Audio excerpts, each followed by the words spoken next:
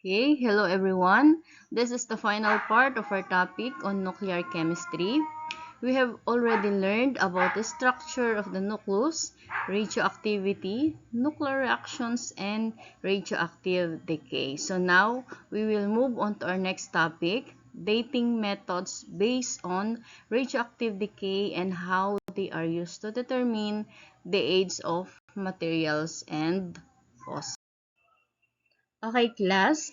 Dating based on radioactive decay means we use radioactive elements as atomic clock. So, the half-lives of radioactive isotopes have been used as the so-called atomic clocks to determine the ages of certain objects. So, some examples here of dating by radioactive decay, measurements will be described dito sa whole last topic natin on the nuclear chem part 2. Okay, so the key idea here is the half-life or yung tinatawag nating T1 half, which is the time it takes for a half of the radioactive substance to decay. So because of this, yung scientists or some of the scientists can estimate the age by measuring how much of the substance remains. So now, let's move or let's focus here sa ating radiocarbon dating. So, which uses itong uh, carbon-14 isotopes which is produced when an atmospheric nitrogen is bombarded or hits by yung ating cosmic rays. So, remember yung ating carbon, meron siyang different isotopes. Isa lang si carbon 14 sa mga isotopes niya. And which one is the pinaka-stable one na ating isotope ng carbon? It is the carbon 14. Okay? So, in these simple terms, yung ating nitrogen, yung nitrogen 14 natin, will absorb a neutron. So, ito, nag-absorb siya ng neutron that changes yung ating nitrogen from nitrogen into a carbon 14. And it release yung ating hydrogen atom. So, ito yung pinapakita niya sa ating first na equation. So, living organisms like plants, animals, and humans constantly taking in this carbon, okay, from the environment.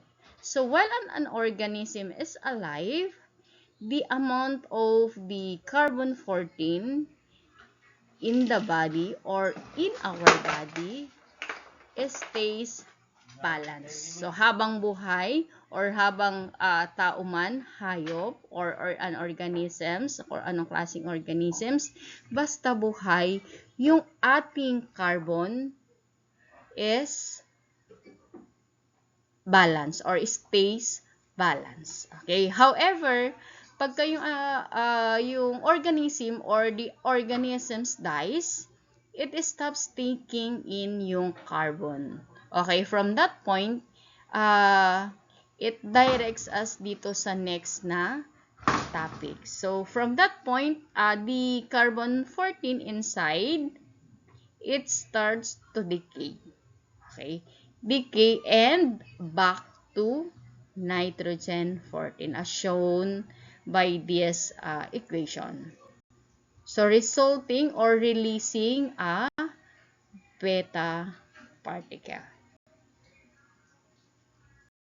Okay, as we have mentioned earlier, that the radioactive decay can estimate the age by measuring how was the substance remains. Now, the scientists used to determine the age of the or to estimate the age of rocks. So as stated here, because some of the intermediate products in the uranium decay series have very long half-lives, this series is particularly suitable, okay, for estimating the age of rocks in the earth and of extraterrestrial objects. So hindi nila basta-basta din naman ma-estimate itong age ng rocks if wala silang method o wala silang gamit kung paano i-measure yung half-life or yung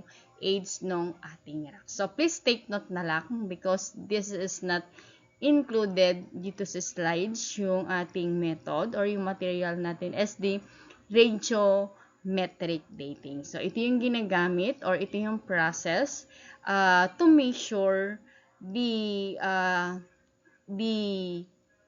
tawag nito, yung changes ng uranium into ating lead. So, from here, yung ating uranium-238 slowly changes into lead. So, dito, yung sinasabi niyang slowly dito is hindi lang hours na you are very slow. Sabi natin in our real time, yung ating time ngayon, but dito yung slowly na tinatawag is very, very slow. Biruin nyo, yung T half-life, in order to produce or change the uranium into lead, aabot pa tayo ng 4.51 times 10 to the 9th year or 4.51 billion years para ma-convert or mag-change yung ating uranium into lead, releasing itong ating alpha and then the beta particles. Okay, next, dating using uranium-238 isotopes. So, in naturally occurring uranium mineral, we should and do find some lead-206 isotopes formed by the radioactive decay. So, assuming that there is no lead was present when the mineral was formed and that the mineral has not undergone chemical changes. So, that would allow the lead to be separated from the parent uranium-238. So, this is possible. So, it is possible to estimate the age of the rocks from the mass of ratio. So, here in radioactive dating, the hourglass usually, if you are familiar with the hourglass, this is uses before so that the students could understand yung ating radioactive decay. So, if you are familiar with, an hourglass is traditional used to measure yung passage of time. So, it works by yung allowing the sand o yung may buhangin sa loob that slowly flows from yung upper bulb. Tapos sa gitna meron siyang maliit na butas that flows yung ating buhangin from upper part to the lower part at constant rate. So this how radioactive works during ancient time para lang ma-explain kung paano yung radioactive decay. So just as a sand, yung that is slowly decreases in the top part of the hourglass over time doon sa ating hourglass, ganun din yung ating uranium that slowly decreases at it changes into lead-206. So by measuring how much sand is left in the in this case, ganun din yung ating uranium, how much uranium and lead are present. So, these scientists can estimate, okay, yung time that is passed. So, when a mineral first formed, it contains uranium. So, almost there's no lead. So, wala siya halos lead. So, any lead-206 found inside the mineral today was produced. Okay? Through yung ating radioactive decay. For dating naman, to be accurate, we have the rock, yung diniscuss natin earlier, that must be remain. Okay? Remain in a closed container. If the rock is damaged or altered, like yung ating glass R kanina, pagka na-damage yung ating glass R, ano mangyayari? Nagkakaroon tayo ng escape of lead. So, making results unreliable. So, scientists compare the amount of uranium and the lead since yung ating uranium decays. Meron pang known ratio or speed of light. Okay, since yung uranium natin decays at a known rate, this ratio reveals the rock's age. Okay, so most uranium, less lead. Okay, they are the younger rocks. Equal amount naman, one half-life has passed, and then dun sa more lead, less the so more lead, less uranium. Ibig sabihin, older rock siya. Okay, so let's move on yung sa ating argon or the potassium argon dating, which is essentially the gold standard for dating very old rocks, like those containing early hominid fossils or the volcanic layers. Okay, this is one of the most important techniques in geochemistry. This radioactive potassium-40 isotope decays by several different modes, but the relevant one as far as dating is concerned is that the electron capture that shows in this equation. So this equation shows the specific type of radioactive decay, an inner electron. As we know, yung sa ating nucleus of this potassium is surrounded by the electrons. So, and the inner electron is captured by the nucleus of this potassium-40, turning yung ating proton 19 into 18 because the other proton captured was turned into neutron. So, yung mass natin hindi siya nag-change but the atomic number changes because of that electron capture. Okay. So, we have here yung ating half-life din, yung T1 half. This means the half-life is 1.2 billion years. Okay, the accumulation of the gaseous argon-40 is used to gauge the age of the specimen. So, when a potassium-40 atom in a mineral decays, argon-40 is trapped into a lattice of the mineral and can escape only if the material is melted. So, paano natin gagawin to? So, hindi natin siya basta magagawa by our own. So, we need a spectrometer. So, the amount of argon present can be conveniently measured with the mass spectra. Okay, to find the age, scientists crush. So, kailangang makrush yung rock.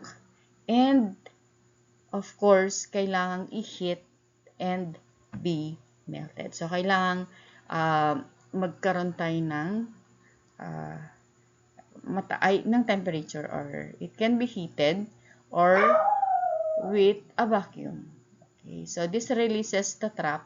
Yung natrap na argon gas, then analyze using yung spectrometer. But before that, meron nga yung procedure na kailangan siyang mag-undergo dun sa vacuum and heat, and also kailangan niyang ma-melt. So, and that process is nandun na lahat sa ating mass spectrum to count for the exactly amount how atoms of the argon are present compared to the remaining potassium 40. Okay. Okay, next is the tritium elements. So until 1940, the only elements were those that occur naturally. So in 1940, bombardment of uranium atoms with neutrons produced the first synthetic element. So in the first equation, the scientist hits uranium with a neutron, becoming uranium-239 and release gamma rays. As you notice, yung ating uranium, ang nag-change lang is the atomic mass because it just absorbs the neutron and yung kanyang proton doesn't change and releases this gamma rays. But because yung ating uranium is very unstable, it undergoes a beta decay where a neutron turns into proton. So because it gain a proton, yung ating atomic number jumps from, pansin nyo, 92 to 93. Okay, 92 uranium changes to 93 and then nag-change na yung kanyang identity into Neptunium. Okay, so bombardment by neutrons is an effective way to produce nuclear reactions. So because these heavy charged particles are not repelled as they approach a nucleus. So many of the new elements of high atomic number have been formed by bombarding yung transuranium atoms natin with the nuclei of lighter elements. Transuranium elements class is yung elements beyond yung ating uranium. Okay, so here yung ating bottom equation shows how we make even larger. So elements like yung ating DB, the dubnium, instead of just adding one small neutron, scientists use particle accelerators, okay, to smash two nuclei together at the incredible speed. So in this case, yung ating californium and then nitrogen. Okay, so they fuse together to create a massive brand new nucleus. So is spitting out a few extra neutrons. So in this process. Okay, so this slides explains the engine behind the modern nuclear chemistry. This cyclotron. So we have example here of a cyclotron. It is a type of a particle accelerator. So here, dito sa ating cyclotron, meron tayong iba't ibang parts. The alternating voltage source, the positive and the negative. We have this. The vacuum chamber, of course, meron siyang chamber. The particle size. Ito yung ating particle size. The vacuum pump, particle source, the target, and the magnet. Okay? So, a particle accelerator uses electric and magnetic fields to increase the kinetic energy or the energy of motion of charged species so that a reaction will occur. So, alternating the polarity, that is the positive and the negative on specifically constructed plates, causes the particles to accelerate. So, ito yung sa ating path of the particles. Ito yung ating particle source.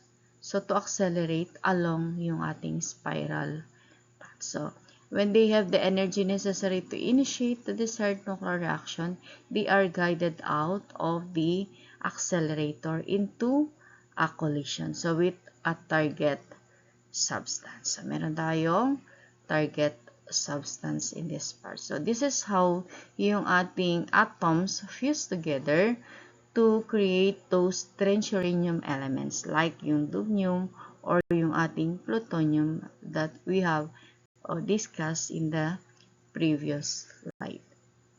Next is nuclear fission.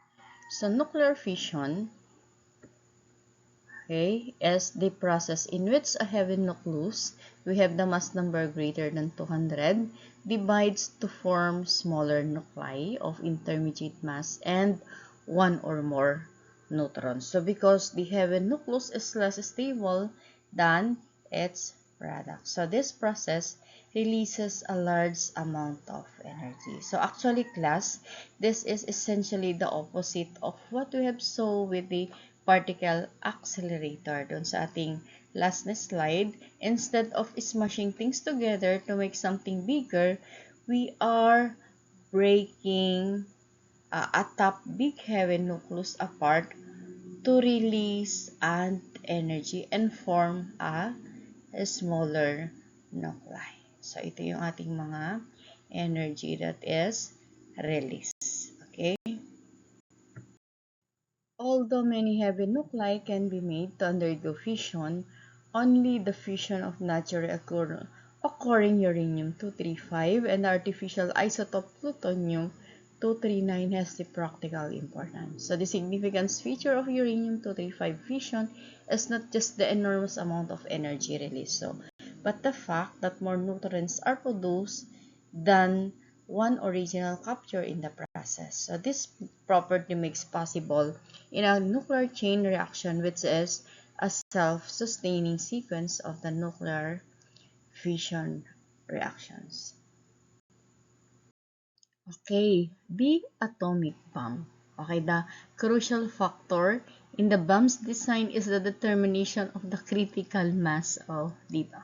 So the critical mass is the minimum mass of the fissionable material required to generate a self-sustaining nuclear chain reaction. So a small atomic bomb equivalent is 20,000 tons of TNT or the trinitrotoluene. So because 1 ton of the TNT releases about 4 times 10 raised to 9 joules of energy. So 20,000 tons would produce 8 times 10 raised to 13 joules. Okay, so this slides takes yung concept ng ating nuclear fission that we have discussed and applies it to a runaway scenario. So it explains why an atomic bomb is so much more powerful than yung ating traditional explosives like yung sa TNT nga natin, which is the trinitrotoluene. So ano ba yung big difference nitong TNT and the atomic bomb? So the TNT is a chemical. The energy comes from the breaking of the bonds between the atoms are the electrons. While yung ating atomic bomb, it is nuclear. So yung ating TNT is a chemical, while yung ating atomic bomb is or are nuclear. So the energy comes from the splitting of the nucleus of the atom, the protons and the neutrons. So this is why yung nuclear reactions natin are millions of times more powerful. So the glue or yung binding or yung bond holding the nucleus together is vastly together than the glue holding the molecules together. Okay, we have here an example of atomic bomb. This one at the slide. Notice that there are two chunks of uranium-235, itong nasa taas, and also meron tayong sa baba, that is labeled as subcritical. Both are labeled as subcritical. So individually, these pieces are too small to sustain a chain reaction. So neutrons escape into the casing. So mag-escape siya into the casing rather than hitting other nuclei. So this allowed the bomb to be transported safely without starting a nuclear reaction prematurely. So at the bottom of the diagram, we can see yung ating TNT explosive. So in this specific design, the TNT is not there to destroy the target. Okay, ito yung ating TNT. It's there to act as a gunpowder. So when the fuse is lit, the TNT explodes, so creating a massive pressure that shoots the bottom of the uranium up the barrel. Okay, from here sa bottom, papunta dun sa taas. So, the arrow in the up, from here sa arrow, dito sa may middle, papunta sa taas. Okay, so when the bullet hits the target, so yung mga bullets natin, itong TNT explosive natin, hits the target, the top piece, itong nasa taas na natin, they combined into one single larger mass. So instantly, critically, the moment they touch the combined mass, becomes nagiging super critical na siya. Okay, there are now many uranium atoms packed together that the neutrons can't escape. So they hit other nuclei, the exponential chain reaction begins, and in about a millionth of a second, the nuclear explosion occurs. Okay, next is the nuclear reactors. So we have here light water reactors. So most of the nuclear reactors in the United States are light water reactors. So here in the Philippines naman, we have so many applications na nitong nuclear reactors, yung ating power plant. So from the sa ating nuclear power plant, we use or they uses yung nuclear energy to convert into heat, then to steam, and then yung sa turbine movement that converts into a mechanical energy to electrical energy or electricity. So the fission process is controlled by a cadmium or boron rod. So here sa ating feature, yung ating control rod composed of cadmium or boron. Okay, the heat generated by the process is used to produce steam. Okay, so for the generation of electricity via heat exchange. So as you can notice dito sa ating diagram, meron tayong dalawang loop.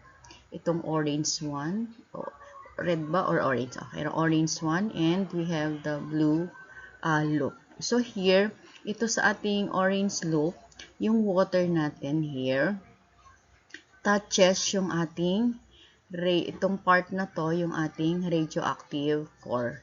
It gets incredibly hot, but it kept under high pressure, so hindi siya nagbo-boil. Not unlike dito sa loop 2, ito naman, it never touches yung ating radiation core. So it sits next dito sa ating hot pipes, itong hot pipes natin sa loop 1, and turns yung ating liquid or yung ating water into steam.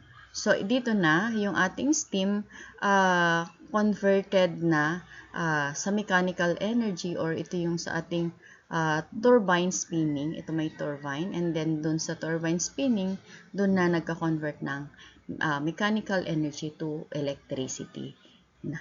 Okay? So we have meron din tayong, as we notice, meron tayong uranium dito, yung parang rod, uranium rod as a fuel. Then inside the reactor, meron tayong, ayun yung nabanggit ko kanina, yung ating control rod, either boron or cadmium, that is used to soak up yung ating mga neutrons. Okay, so yun nabanggitan natin kanina, to transfer the energy, we have the nuclear fission to heat. Okay, kailangan natin ng heat to produce steam, and then yung sa ating turbine spinning or yung mechanical energy natin into electricity.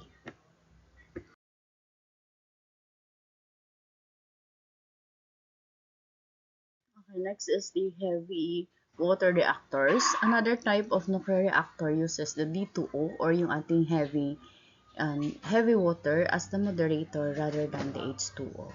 So this deuterium absorbs the neutrons much less efficiency than does ordinary hydrogen. So because fewer neutrons are absorbed, the reactor is more efficient and does not require enriched uranium. So the main advantage of heavy water reactor is that it eliminates the need of building expensive uranium enrichment facilities. So Canada is currently one of the few nations successfully using the heavy nuclear reactors. Next is the breeder reactor. So it uses uranium fuel, but unlike a conventional nuclear reactor, it produces more fissionable matters than it uses.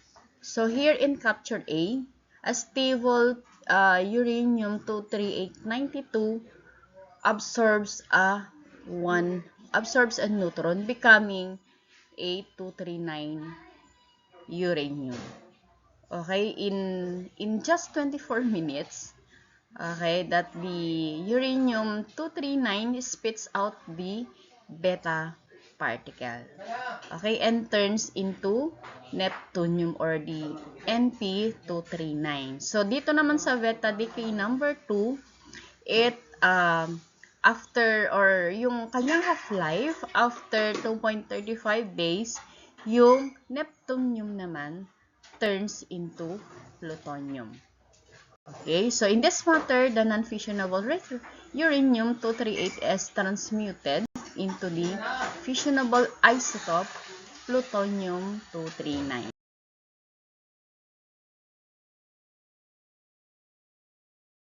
Next is hazard of nuclear energy. Although yung ating nuclear power can produce large amount of energy, it also creates radioactive waste that remain dangerous for a very long time. So many people, including yung ating mga environmentalists, regard nuclear fission as a highly undesirable method of energy production. So, many fission products such as yung strontium-90 natin is dangerous radioactive isotopes with long half-lives and can harm yung ating living organisms and the environment. Plutonium is another dangerous substance because it is both radioactive and chemically toxic. So used as nuclear fuel and produced in the breeder reactors. It is one of the most toxic substances known. It is an alpha emitter with a half-life of 24,400 year. Okay, another is yung plutonium natin is a chemically toxic in addition to being radioactive.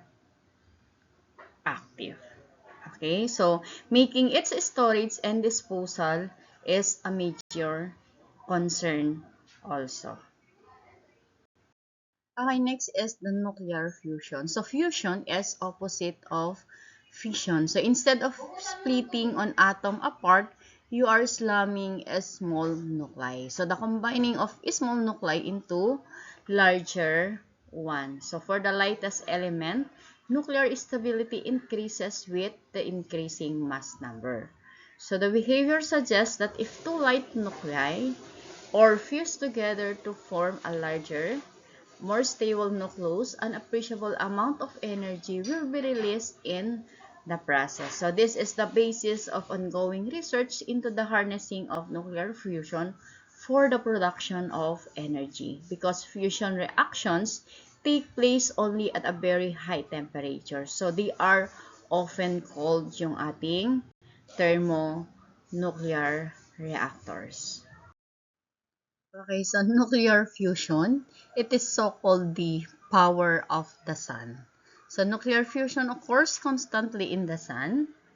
Then this sun, it is a giant fusion reactor. So because it is so massive, its gravity creates crushing pressure and heat in its core about 15 million degree Celsius. Okay, the sun is made up of mostly of the hydrogen and then the helium, and its interior where temperatures reach yun nga 15 million degrees Celsius. The following fusion reactions are believed to take place here in the reaction. So yung ating hydrogen plus yung deuterium, it will form 3 helium. So 3 helium, 3 helium adds together will form a 4 helium and release a 1 hydrogen. And we have the hydrogen plus hydrogen will form deuterium plus a beta particle.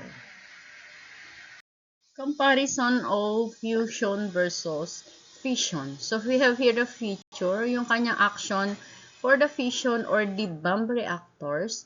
It splits or splitting a heavy nucleus. For the fusion, which is the sun and the stars, joining light nuclei. So for fuel, under fission, our fuel is the uranium or plutonium. Sa ating fusion is the hydrogen or the helium as a fuel. And for our waste, in fission, radioactive as lasts a long time, and for the fusion, helium totally harmless. So for the energy, it is huge amount. Sa ating fusion, massive amount, 3 to 4 times more than the fission. Next is fusion reactors. A major concern in choosing the proper nuclear fusion process for energy production is the temperature necessary to carry out the process. So at a temperature of about 100 million degrees Celsius, molecules cannot exist, and most of all of the atoms are stripped of their electrons. So this state of matter, a gaseous mixture of positive ions and electrons, is called the plasma. So one approach to solve this problem is to use the magnetic confinement, because the plasma consists of the charged particles moving at a high speeds in a magnetic field exerts on it. Okay, we have here yung ating feature, a magnetic plasma confinement design called the tokamak. So this is the ultimate solution. Use a magnet. Since plasma is made of the charged particles, it responds to magnetic forces. So the tokamak, ito, yung ating magnetic confinement, para siyang donut. Sarap. Okay, sarap kainin. Donut shape lang pala. A donut shape machine in your image called, ito yung tokamak. The giant superconducting magnets surrounds the donut. Ito yung ating powerful, itong nasa labas, that surrounds yung ating donut shape, yung ating powerful magnetic cage. So that keeps yung ating super hot plasma inside, floating in the middle of the vacuum. So never touching the actual walls of the machine. And our goal here is to keep the plasma hot enough and dense enough for long enough. Knowing enough, the hydrogen nuclei will fuse into helium. So releasing a massive amount of the clean energy. Okay, this another design of fusion reactors employs the lasers naman to ignite the nuclear reaction. So one approach focuses on the 192 high power laser beams on small fuel pellets containing yung deuterium and tritium. The energy from the lasers hits the pellet to an extremely high temperature, causing to implode. That is, to collapse inward from all sides into a tiny volume under these conditions. The fusion process is initiated. So ito yung ating feature 19.15, the reaction chamber at the National Ignition Facility, where yung ating 192 lasers are used to initiate fusions into small pellets of deuterium and yung ating tritium. Okay, so this slides move from the clean energy dream to reality hydrogen bomb, which is also known as the thermonuclear bomb. So this feature 19 is the explosion of a thermonuclear bomb. Okay, this is essentially uncontrolled fusion used as a weapon. So here, yung hydrogen bonds natin do not contain yung ating gaseous hydrogen or yung gaseous deuterium. They contain yung solid lithium or the deuteride, which can pack very tightly. So the detonation of the hydrogen bomb occurs in two stages. First, yung ating fission reaction, and then the fusion reaction. So the combined temperature for fusion is achieved with the atomic bomb. Immediately after the atomic bomb explodes, the following fusion reactions occur. releasing the vast amount of energy. Okay, so there is no critical mass in fusion bomb, and the force of the explosion is limited only by the quantity of reactants present. So thermonuclear bonds are described as being cleaner than the atomic bonds because the only radioactive isotopes they produce are the tritium, which is weak beta particle emitter. We have the T1 half year. The T1 half or yung half-life natin is 12.5 year, and the products of the fission starter. So their damaging effects on the environment can be aggravated. However, by incorporating the construction some non-fissionable materials such as cobalt. So upon bombardment, the neutrons cobalt-59 is converted to cobalt-60, which is very long gamma ray emitter with a half-life of 5.2 years. So the presence of radioactive cobalt isotopes in the debris or fallout from the thermonuclear explosion, yung sa feature natin kanina, the last slides, would be a fatal to those who survive the initial blast. Okay, here we have again a summary table between the fission bomb or yung ating atomic and the fusion bomb yung ating hydrogen bomb. So size limit, yung sa ating fission bomb limited by the critical mass, yung ating fusion bomb unlimited siya, limited only by fuel, and for primary waste, high level radioactive isotopes, ito ay sa fusion bomb, helium and weak tritium. For trigger, conventional explosive, sa ating fusion bomb, it is a fission bomb. So, isotopes in medicine. Okay, for this feature, we have example here na in figure 19 in which a patient was injected with a small dose of a radioactive tracers that bind yung ating glucose or yung sugar molecules natin in the blood. The glucose concentrates in the more effective regions of the brain that can then be identified by the gamma emissions. So, shown as red in the figure, allowing one to determine which part of the brain are associated with different activities. So this vertical line here illustrates yung activity or this serves as the color scale dun sa activity ng different activities in the brain. So for example, yung ating blue purple color here, ibig sabihin yung activity or metabolism is low.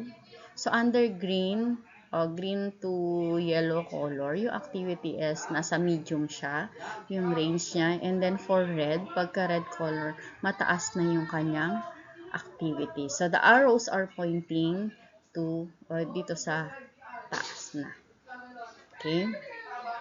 So, ito. Ibig sabihin, yung mga colors dito sa vertical line, ito yung mataas yung activity niya. Pagka yung mga green part dito, medium lang. And then the blue, ito yung pinaka mababa lang ang kanyang activity.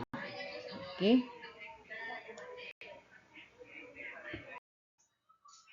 Okay, here, we have table 19.6 shows yung some radioactive isotopes used in medicine.